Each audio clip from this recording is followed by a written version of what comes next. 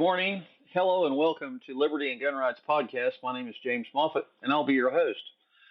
We have Tanawah here as our guest speaker. Tanawah, how are you doing today? I'm doing wonderful. Thank you so much for having me. Thank you. Yeah, absolutely. Do me a favor and introduce yourself to the listening audience. Yeah. So my name's Tanawah Downing, and I'm a national civil rights advocate litigator. And it was about 9 years ago that I switched from where I was at into this full time. At that time, I was a national security advisor. I did a lot of stuff within Homeland Security. I was the last project I was on was I was the chief architect managing consultant for the Los Angeles World Airport Authority. We were getting ready to bid on the Pentagon for the video consolidation project, which I was considered a shoe-in for it. I was the youngest chairman of the National Physical Security Council. I was past chairman of the National Transportation Security Council, appointed 4 different times by Homeland Security as the chairman of the Advanced Video Surveillance Working Group. I had spent 7 years on the Critical Infrastructure Working Group as a maritime security subject matter expert.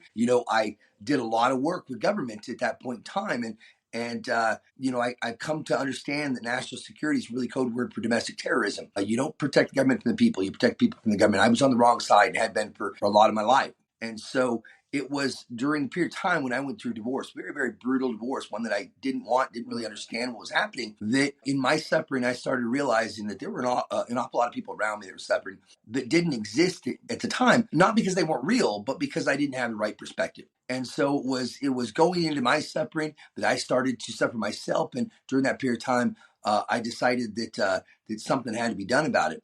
Now, prior to this, I had already gotten a master's degree in substantive law. Now, substantive law is different from adjective law. I'm not an attorney. I'm an advocate, right? What I studied was the Constitution, only the Constitution. There's basically 2 different tracks within law that you can do. One is adjective law, which is what attorneys go through. They learn about the adjudication process. They learn about all the laws that remove freedom. They learn about ordinances, statutes, customs, judge-made rulings, all these things that remove freedom, because that's what they're in the business of. They're in the business of removing freedom. But I studied nothing but the Constitution. My degree is in law enforcement, not in law administration. That's why an attorney is an administrative officer of the court, is because they follow the administrative law. I follow Constitution. So when an attorney is in the business of removing freedom, I'm in the business of restoring freedom. I was being called back to my original love, and I'm so honored to be in the position that we're in now, because we've now built what is going to be the biggest civil rights case in American history. That's literally going to affect every single person here in America in dramatic ways that I can't wait to tell you about. Wow, that's a lot. You have a lot there to unpack, and I'm sorry that you and I have divorce in common. I went through a real brutal divorce back in the late '80s. Yeah. But anyway. Well, I can't say that I'm necessarily upset about it, because that's what made me the man that I am today. So, without it, I would not have the right vision and the right perspective. So, as brutal as it was a necessary element to bring me to where I'm at. So, yeah. I got you. Good. It's good that you found something positive out of it. Absolutely. So I'm gonna read this from your profile, and we can kind of jump off from there. Your journey highlights the intersection of civil rights advocacy and constitutional interpretation. The episode could explore transformative justice, constitutional challenges, and your grassroots movement to create shifts in legal frameworks aiding individual liberties. And like I told you before I hit the record button, the podcast is liberty and gun rights, and both of those topics are very broad, and there's a lot to talk about in both of those areas. And today I'd kind of like to talk about liberty, and what does liberty mean for the U.S. citizen, and how does it affect our everyday life, right? Yeah. And obviously our U.S. Constitution and our state constitution and our state gun laws provides us with the liberty to defend ourselves from aggressors, right? From predators. So we talk a lot about, self-awareness and all of that stuff. Situational awareness is what I meant to say, not self-awareness. But anyway, situational awareness, all, tactics and all that stuff, and guns and ammo and accessories and everything that goes in training and everything that goes along with that. But today, I think I would like to. I loved your profile, and I would like for you to speak more about the liberty and how it affects us and all those things that I just read about. So I'll let you take it away. Well, I mean, as it relates to the difference between a civil right and a civil liberty, A lot of people don't realize that there's a difference between the two, and you actually find the break between the two within the First Amendment to the Second Amendment. The First Amendment are all freedoms. Guys, if you guys read it, you'll see you have the freedom to speak, you have the freedom of religion, the freedom of press. Those are all freedoms. But then when you get into the Second Amendment, it says that you have the right to bear arms. And that's extremely important because a lot of people say that your rights come from God. And they do. They do. You certainly have the right to defend yourself, but the way in which you defend yourself is not given by God, because God didn't create that gun. God gave you the absolute freedom to defend yourself. But the way in which you choose to defend yourself is what we as a nation decided to preserve and protect as the notion of right or wrong. And so there is the division between what God gives and what becomes a civil right. You see, a civil liberty is something that you're going to have regardless, forever. So God gave you the right to speak, right? You're going to be able to speak until the day that you die. Right? Until the day you're called home, God is going to permit you to continue to speak. Therefore, you have the civil liberty, the liberty to be able to speak. You have the freedom of speech. You have the freedom of press because until the day that you're called home, you're going to be able to present opposing views to oppressive and tyrannical individuals. Until the day you're called home, you'll have the right to develop conscience. And so everything within the First Amendment are your civil liberties. And those are liberties that can never be taken. God gave them to you.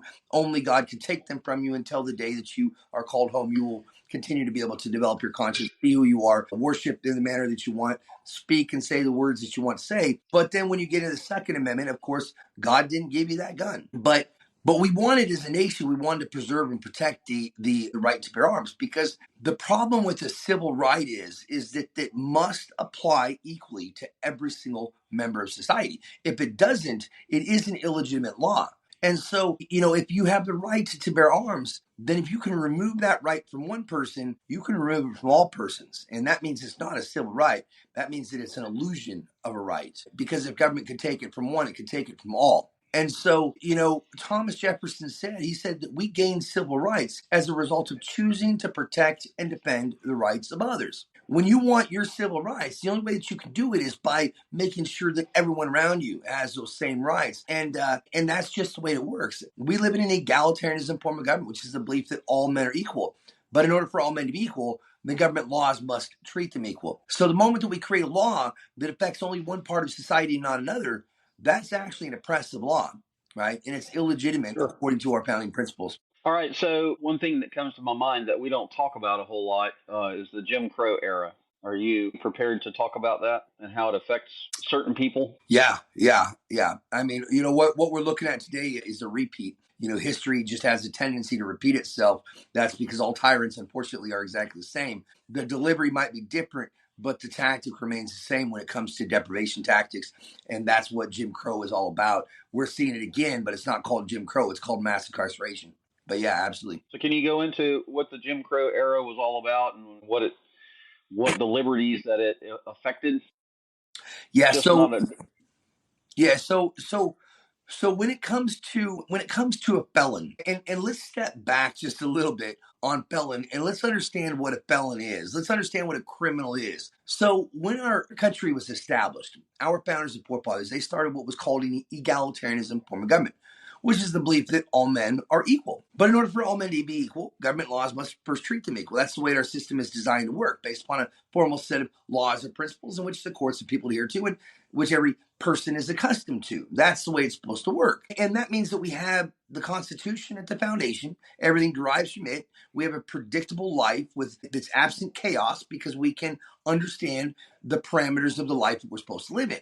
Now, the opposite of that particular doctrine, that's known as government of laws, where we have the laws at the foundation, everything derives from it. The opposite of that would be an arbitrary, capricious government that's known as legal realism, which is the belief that law is not based upon those formal set of laws and principles, but instead upon judicial decisions that derive from their own social, political, or public policy. So if judges make the law, we live in a world known as legal realism.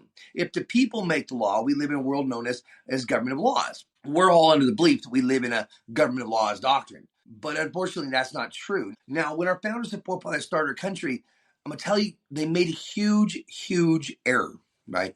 And they've been leading our country to dissolution from the very beginning, because when they started a country known as egalitarianism with the belief that all men were equal, but then they refused to give up what they called their property, They didn't create a criminal justice system because it's not built upon just principles of all men being equal. It's actually a criminal enslavement system because slavery was what they placed at the foundation. Now they have a system that has the ability to perpetually discriminate, and it's built right into it. Now, we can go from that and we can look at some terms, and I'd like to bring up these terms so that you can better understand the illustration of it.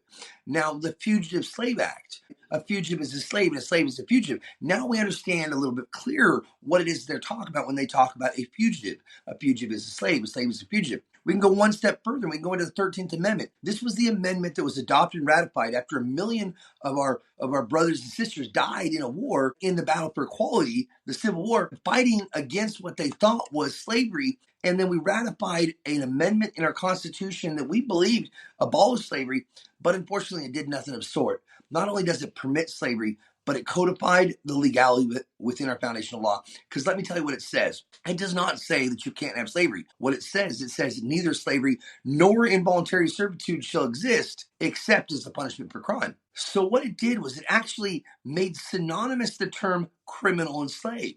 Right? Just like Fugitive Slave Act, criminal and slave. If you're a criminal, you're a slave. And if you're a slave, you are a criminal because the 13th Amendment, the law permits it. So we simply took something, retitled it something different, changed it from a private institution to public institution, then told America that it doesn't exist anymore. So once you understand the foundation of the system, then you can start to understand what motivates the system. Because this is not a criminal justice system, because justice is built upon fair and equal principles of all men being equal.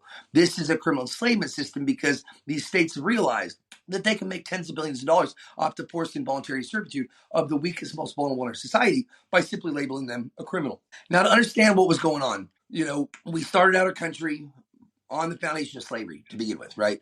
And we believe that was a racially based slave system. In fact, today, we still believe it's racially based, which is absolutely incorrect, right? It's incorrect because, and that's part of the reason why we've never been able to solve this problem, is because we continue to buy into the diversionary tactic that our government created that says, oh, race is the basis of slavery. And that's not true. You see, the history of slavery, of every single slavery institution that's ever existed in this world, is economics. If you owed a debt to someone, you couldn't pay that debt. You could sell yourself into slavery in order to settle the debt. It was a feasible alternative for debt management. That is the basis of all slavery institutions that's ever existed in humanity, including the one here in America. Because if you owe a debt to society, you can sell yourself into slavery in order to settle the debt. Because here in America, if you choose to violate the law, you incur a debt that is owed to society, to which you're charged, called to account, so you can pay the debt. Those are all simple accounting terms, and accounting has to do with economics. This is an economic-based system. And that's the reason why we've never been able to solve it, is because we bought into this notion. We've accepted the narrative the government keeps on telling us that race is the basis of slavery, and we can't solve it unless we know what the true enemy is. As long as we permit government to lead us astray, believing that it's white versus black or man versus woman, these discrimination tactics, then we never come together and realize that it's the government that's the real antagonist, right? It isn't a matter of pitting the people against each other. It's a matter of economics. And once we understand that, then I believe we can successfully overcome this institution that is enslaving every man, woman, child.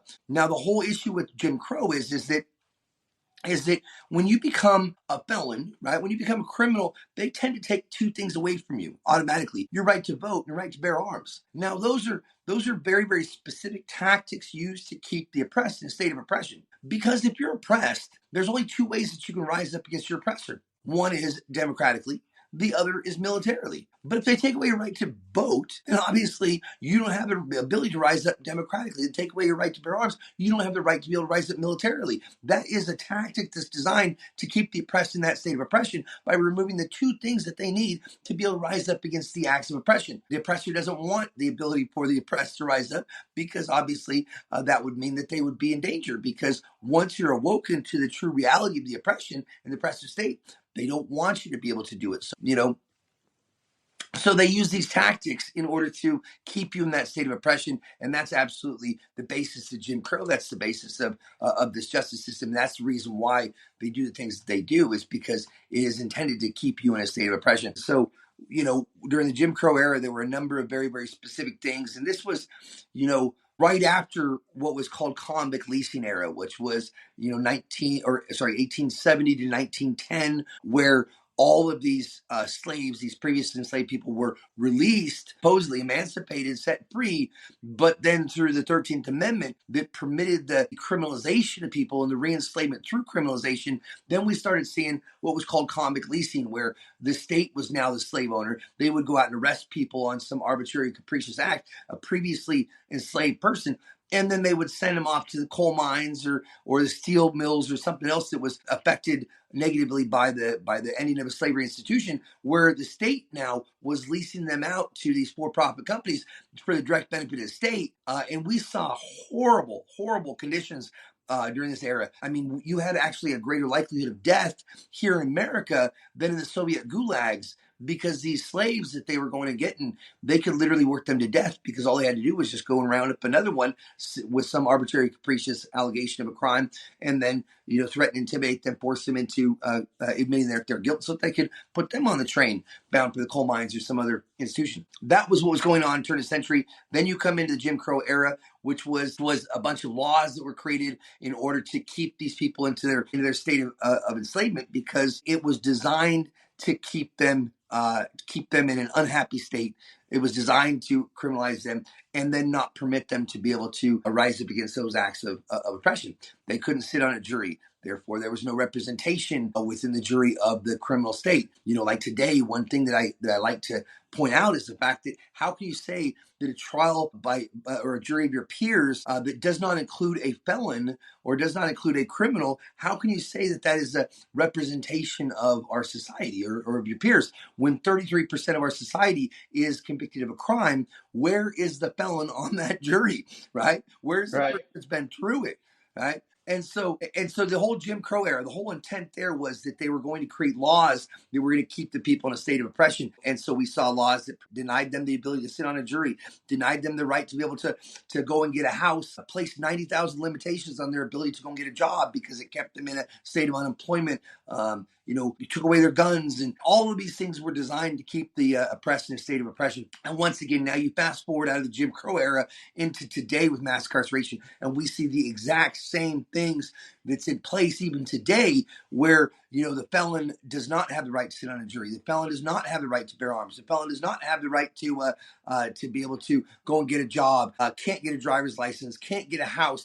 These are all things that are designed to keep that person in that state of oppression, so that they will recommit, so that they will commit additional crimes, because, of course, if they don't have the ability to live and to support themselves and their family, they're going to be turning towards some other mechanism to be able to survive. And so it's a brutal, horrible tactic. Well, it's almost like it's a self-perpetuating mechanism that's in place that is hard to break free from. Absolutely is. 100%. Well, I appreciate you explaining all of that. I'm not sure I understood it all, but it was very interesting.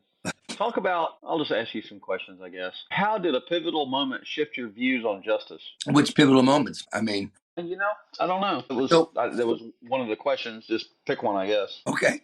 Well, so we're looking at a pretty pivotal moment right now, right? Because what we're looking at today, the case that I'm bringing forward, this has to do with what is the role of states within our society. The states, when they joined the Union, they gave up their sovereignty to join the Union, to subject themselves to the supremacy of the United States Constitution. I think that anybody with basic 11th grade civics classes would understand that particular notion.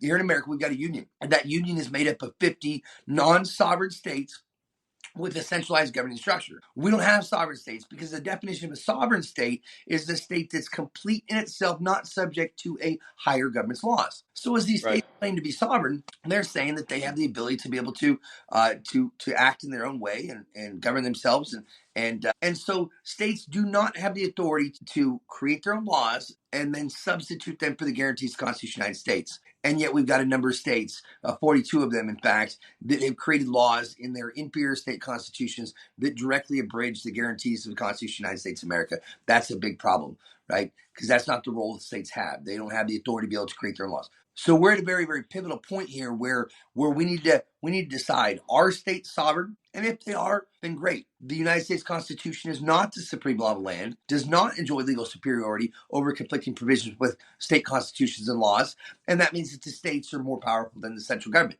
And if that's the direction we want to go as a nation, then I guess that I'm just one of 330 million constituents and voters that, but I don't believe that that's the direction people want to go. That was where we were at 243 years ago when we went into the Constitutional Convention, when we started to discuss, what is it that we're going to do.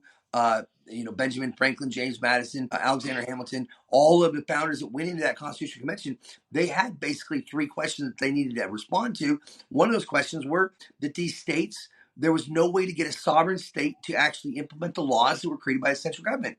And thus they resolved it by creating the legislative branch, creating the union. But today we have all of these states that claim to be sovereign and claim to be able to pick and choose which laws they want to implement or not implement from the central government. And that is absolutely contrary to what the American people believe. And so we need to make a decision. Are the states sovereign? And if they are, then we're living in a confederacy once again. But if they're not, then that means that the Constitution of the United States of America is the supreme law of the land. It does enjoy legal superiority over conflicting provisions of state constitutions and laws, which means that no state can create a law that abridges any of the guarantees of the Constitution of the United States in any manner, in any form, or in any state. And if they do, then that would mean that that law is unconstitutional, and whatever Right. derives from that law is also unconstitutional. If you don't mind, let me give you an example. Yeah, go ahead. Absolutely. So, Clause 1 of Amendment 5. Now, the first 10 amendments are called the Bill of Rights. Everybody knows that. The first 10 amendments are the Bill of Rights. They were adopted and ratified by the people on December 15th, 1791. In all intents and purposes, no one is denying or arguing with me about the validity of the first 10 amendments. Clause 1 of Amendment 5 says, no person shall be held to answer for a capital or otherwise infamous crime unless on presentment or indictment of a grand jury. Now that's clear. You better have an indictment by a grand jury before arresting someone or holding someone over for a capital or an infamous crime. However, the state of Washington has an inferior constitutional provision, Article 1, Section 26, that says no grand jury shall be drawn or summoned in any county.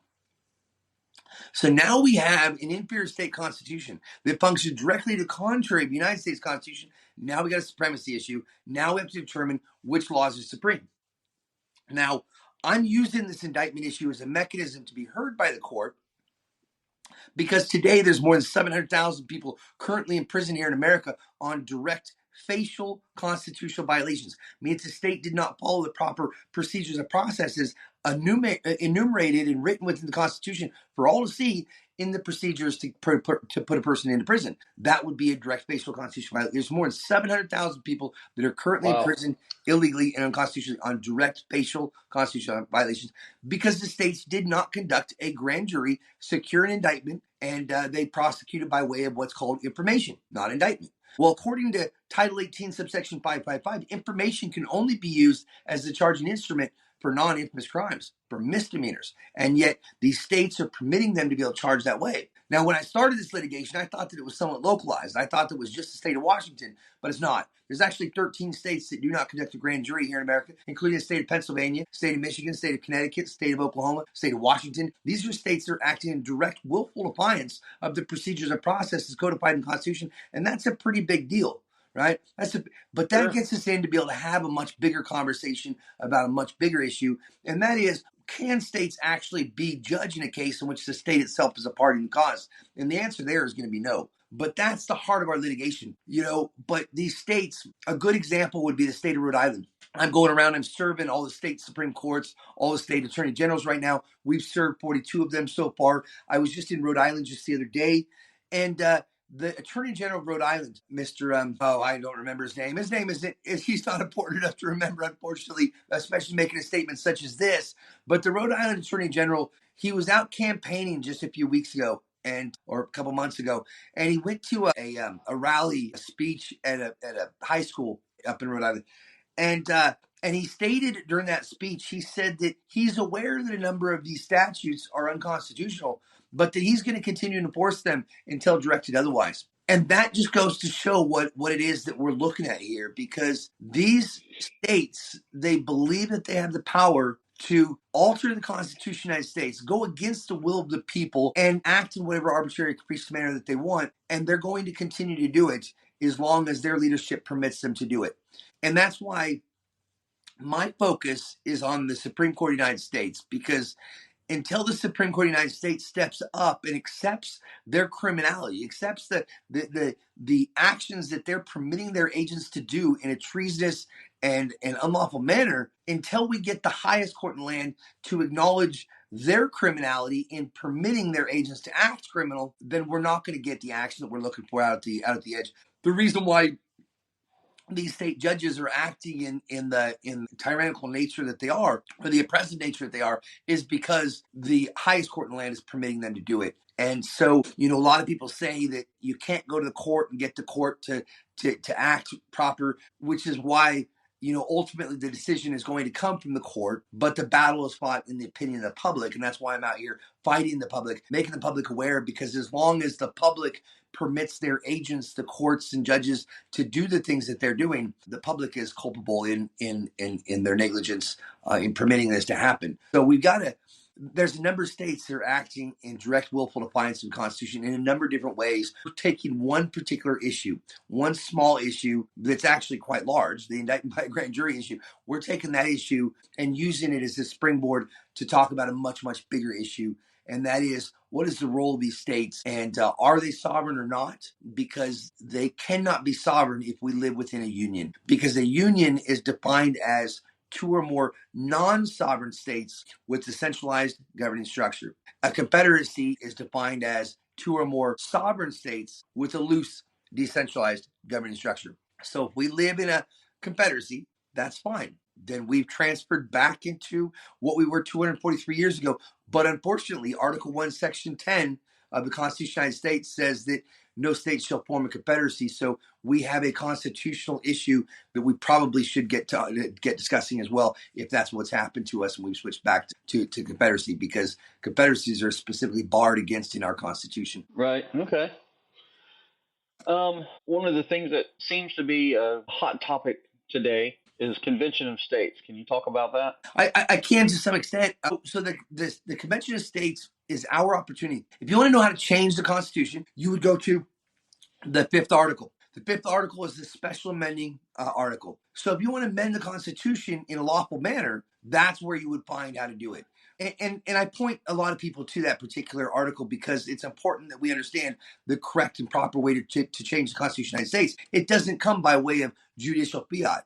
It doesn't come by way of states simply creating their laws and imposing their will upon the rest of the nation. It comes by a very, very specific method, manner that can be found within the special amending procedure of Article 5. Now, a great example is this, is that the Supreme Court of the United States, you see, if we want to put the Constitution back at its foundation where it's supposed to be, so we can all live a predictable life, so we can, be able to look at our laws and say, oh, I know the parameters that I need to live within so that I can, be a law-abiding and good citizen of our society. If we want to do that, then there's basically two things that has to happen. First off, last year on June 28th, we had a ruling from the United States Supreme Court called Chevron. Right? It was the Jarkowski ruling and the Jarkowski case that resulted in the technical overrule of the Chevron ruling. Now, what Chevron was that Chevron permitted the executive branch that when they found ambiguity in the law, that they could amend the law through their policy and then go out and enforce that policy as though it were law. Now, they'd been doing this for quite some time, but what that did was that permitted prosecuting attorneys or law enforcement agencies that if they weren't clear on what the law said or required, that they could go out and they could enforce that law and write policy to do it. Not true. And this is why the Supreme Court of the United States came out and said, you know what, it's not valid. Just 1 second, I got to plug my phone in here.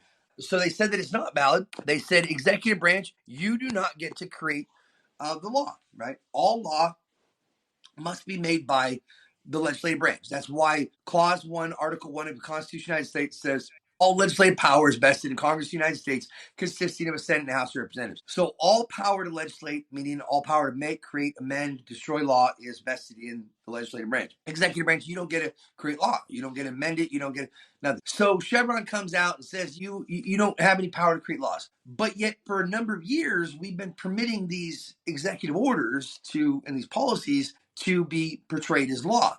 The president has no authority to order the people. Executive orders don't affect the people. They only affect the branch that can be ordered, which would be, executive officers. But people have accepted them as though they're law. And so they look at it as though it's law, but it's not. So my point is that the first thing that has to be removed to put the Constitution foundation is all of the executive branch orders that we have interpreted as though they're law. Erroneously believe that they were law, because law can only be made by the people through the delegated authority to the legislative branch. Now, that what we're working on now, what my case is doing is, the other thing that they have to remove is all judge-made rulings, because the judges don't create law either. They create rulings, and rulings must be consistent with the law, because judges are tethered to positive law. So we have a whole bunch of rulings that has been erroneously called law, case law, and yet judges can't create law, right? Because there's a separation of powers. You cannot legislate from the bench. Judges have no authority to create law. So when the judicial branch creates a ruling, erroneously calls it law, and directs all the people to follow their law, that would be unconstitutional. It would be illegal, because judges don't have the authority. They have no delegated authority to create law here in America. That's something that you do in England, where the king has delegated his authority to create law to his agents, the judges, but not here in America. We did not delegate the authority to legislate to the judicial branch here. So if we want to put the Constitution back in its foundation, we got to remove everything that the executive branch has put into place unlawfully, erroneously called law, and then remove everything that the judicial branch has created, erroneously put into place and called law. And when we do that, we will find the Constitution back in its foundation, where it's supposed to be, consistent with what the people believe, living in a world that we can interpret and we can predict, because our system will be based upon those principles that we have established and believe in. So I guess that I don't remember where the original question was, but Convention of States.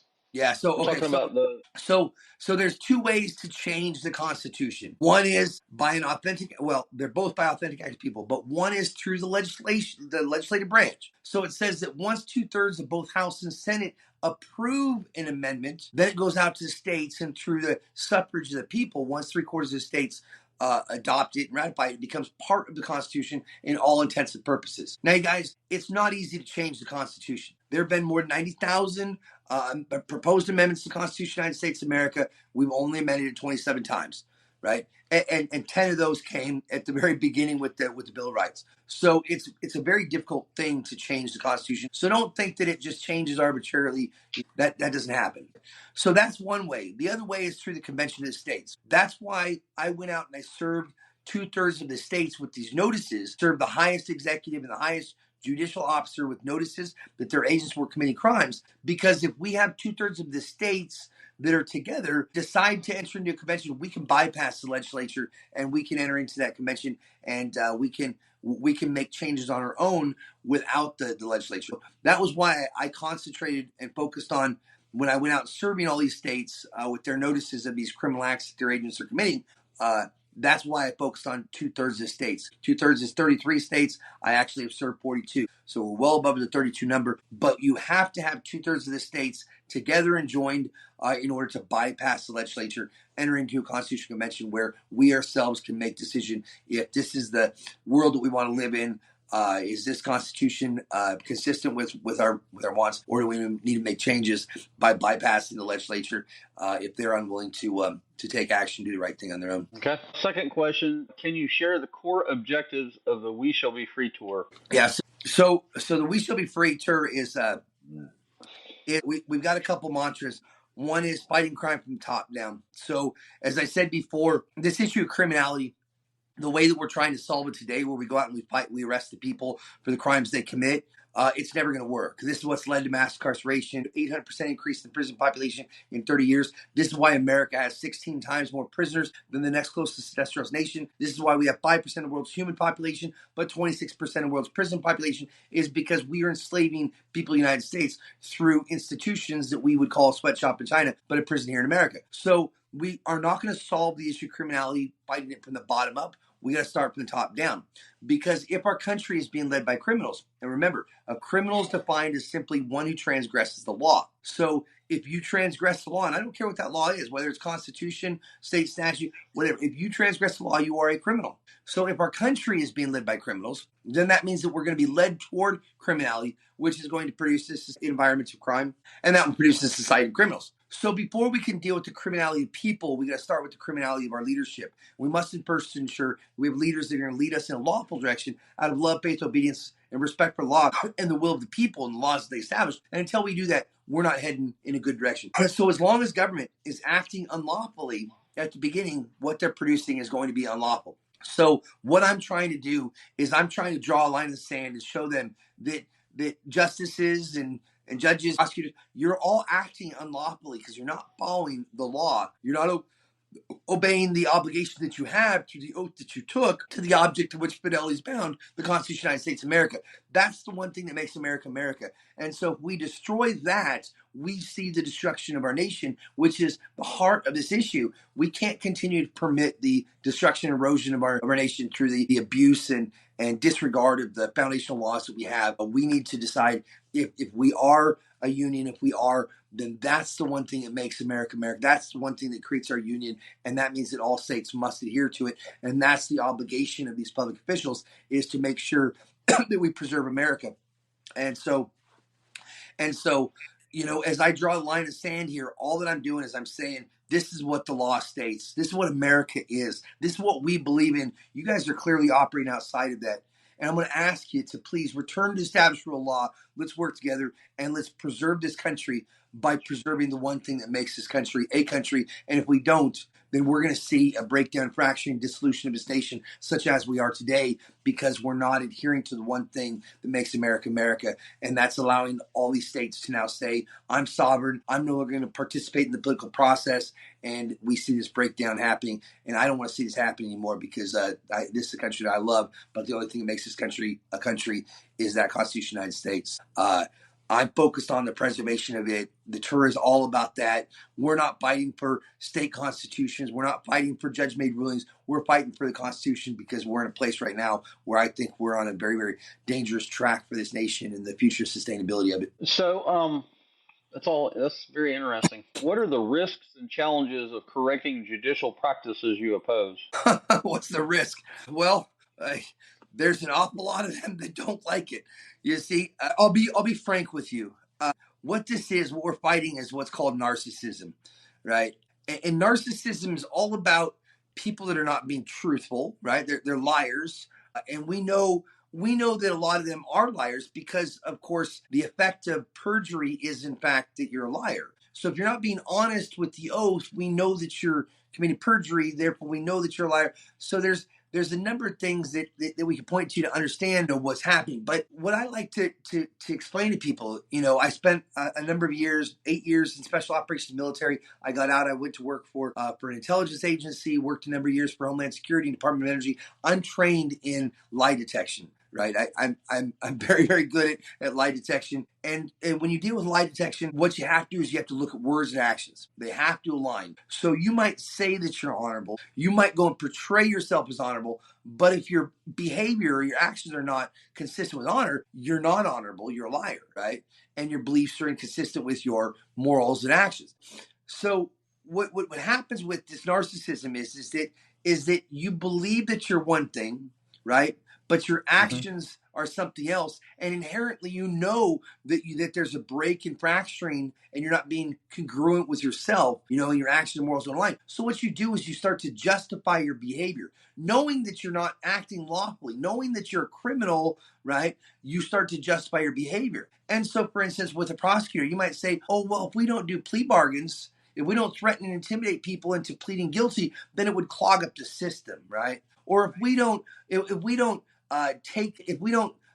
destroy the familial unit, then look at all these children that would remain in an abusive household, right?" And so they'll justify their behavior by making these excuses, by saying, "Oh, I can act unlawfully because of this," right? And all that that's doing is that's offsetting their discomfort. That's all it does. So rather than having to feel the discomfort of knowing that I'm not being true to myself, that I'm not being honorable, that I believe that I'm honorable, then these things, what it does is it offsets their need to feel discomfort. And all they do then is they start to project. So they start to say, "Okay, you're a criminal." But it has to do with the fact that the truth is that that's because there's something projected on you what they themselves are dealing with. So when you look at actions and morals, when you look at words and actions, and you see that they're not consistent with one another, then you know what you're dealing with, right? You know that you're dealing with a liar at that point in time. And so what happens then is that to combat the liar, you always use truth. And all of our founders, they all believe this as well. So if they were to say to you, that if we don't do this, then it would clog up the system. We don't get people to plead guilty, even though a plea bargain is inconsistent with the Constitution. It is absolutely unconstitutional. They say that if we don't do it, it's going to clog up the system. My response is no, it won't. It will cause you, government, to actually do what you are here to do, which is to come up with solutions to societal problems. Don't just criminalize everything and send people off to a steel box. Let's figure out ways to solve societal issues, because that's what you're here to do. Now, that would be one example, but when they say things, what you're doing is you're actually throwing it back on them. You know the things that are bothering them, the things that are underlying their hurt and their trauma, and so you're able to then use those through truth by speaking the truth to them. So if they say that you're a criminal, then you turn around and say, oh no, that's because you're a criminal, right? And you allow that truth to be able to work within them. And so my point is that that's the only way that we can resolve this issue in a non-destructive manner, is that we've got a lot of people that are in a position of authority that believe that they're honorable and that believe that they're leaders, and yet their actions are showing something vastly different from that. And so I don't want to see any destruction of the country. I believe that judges are honorable. I believe that they enter into that position because of that honor. I don't believe that they have any intention whatsoever of destroying our country, but they don't today understand the true dangers of their actions and how harmful their actions are to the people of the United States. And I'm here to make them aware of those actions so that they can decide, do you want to remain a criminal? Because you clearly are one today. And if you do, then continue doing what you're doing. But if you don't, then it's time for you to return to established rule of law. It's time for you to obey the will of the people. And it's time for you to support, defend the one thing that makes America America. And that is the Constitution of the United States of America. Very good. How do you engage citizens in complex legal battles effectively? Engage citizens? Well, so one of the things that I'm doing, I'm an advocate once again. So, I don't take on individual cases at all. Because one, I'm most effective by the group, by identifying the procedural situation in groups.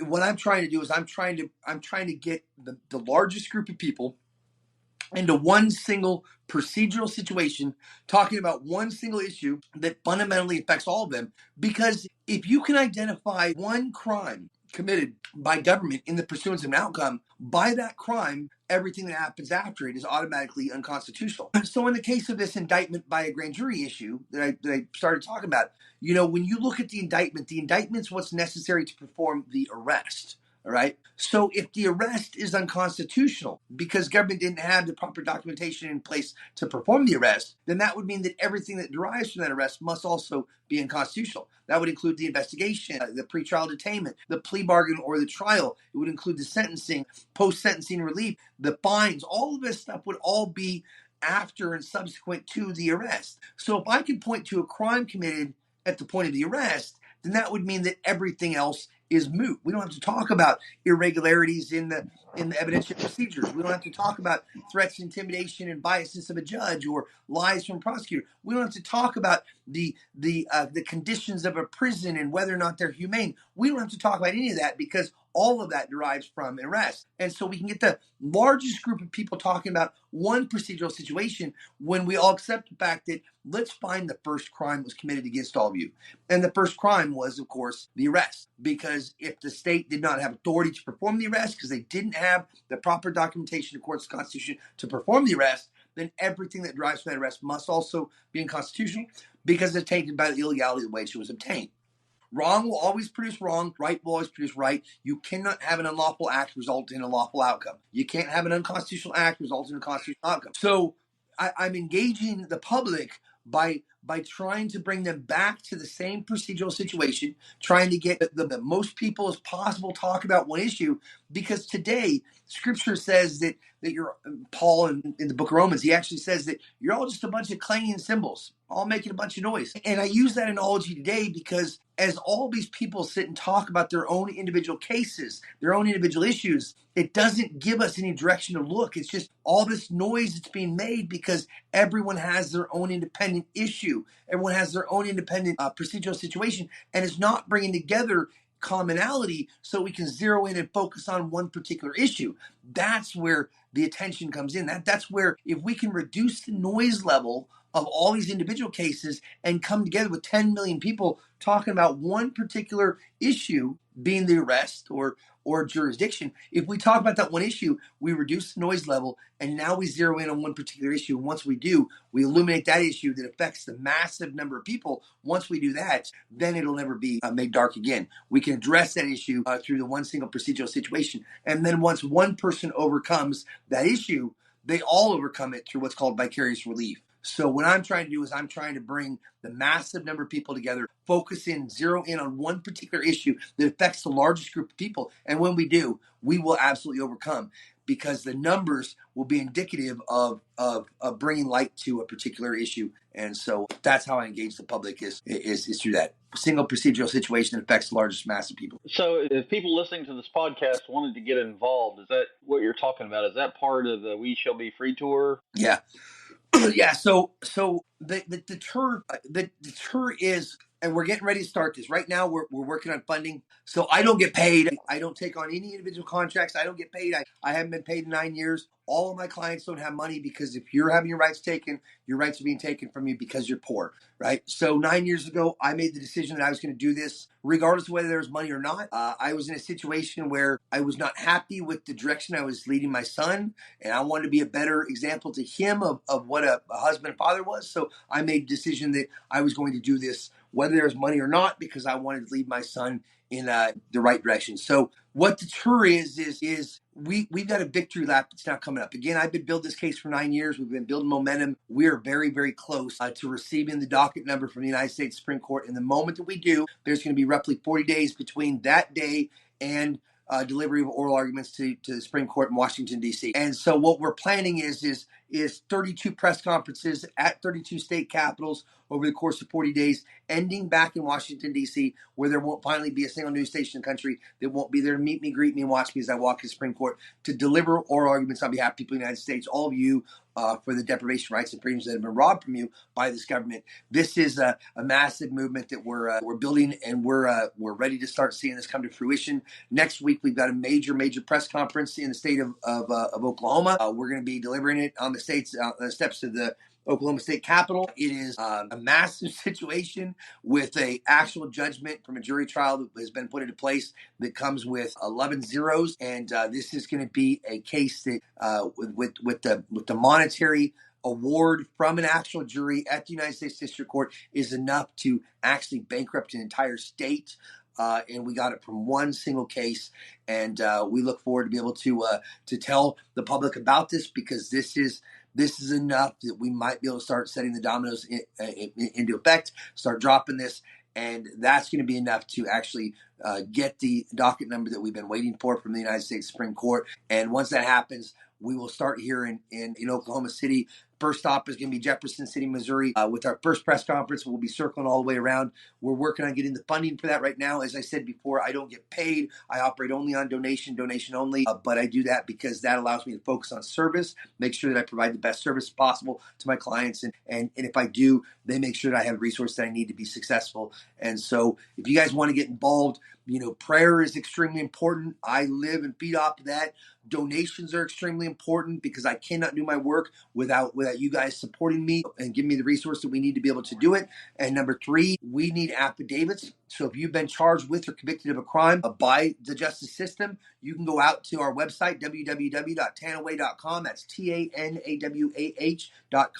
You can download an affidavit. Just understand that one is, if you're putting in this website for the first time, you might have to put in https:// because I do not have SEO optimization, because I operate on donations only. So if you're going to the website for the first time, you might have to put that in order to reach it. But other than that, the other thing is that when you go to download the affidavit, from the top of the webpage, it says download affidavit. If you want to download the affidavit, you need to put in your email address. That's not because we're data harvesting. We're not trying to collect a bunch of.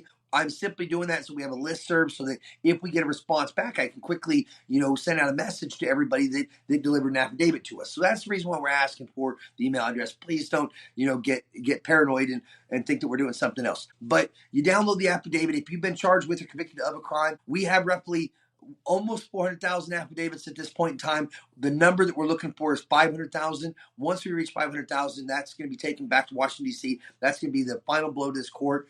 These affidavits are actual crimes that are being committed when agents of government choose to rely upon an inferior state law to deprive a person right guaranteed by the Constitution of the United States of America. When they do that, a crime was committed. And so we're identifying those crimes of actual victims across the country that have had these things happen to them. We're collecting affidavit from them. You guys would then send them to one of 10 consolidation points that we have across the country, post office boxes, where we will be receiving them. And again, once we reach 500,000, that's when we'll return to Washington, D.C. We've already got word that that's going to be enough. And we will be giving it to those Supreme Court justices and saying, what do you want to do about these crimes that are being committed by your agents under your watch? Are you ready to let me have this debate with you or not? And they will. So those are the things that you can do. But then once we reach your state, we will be putting out a schedule on the website here very, very soon.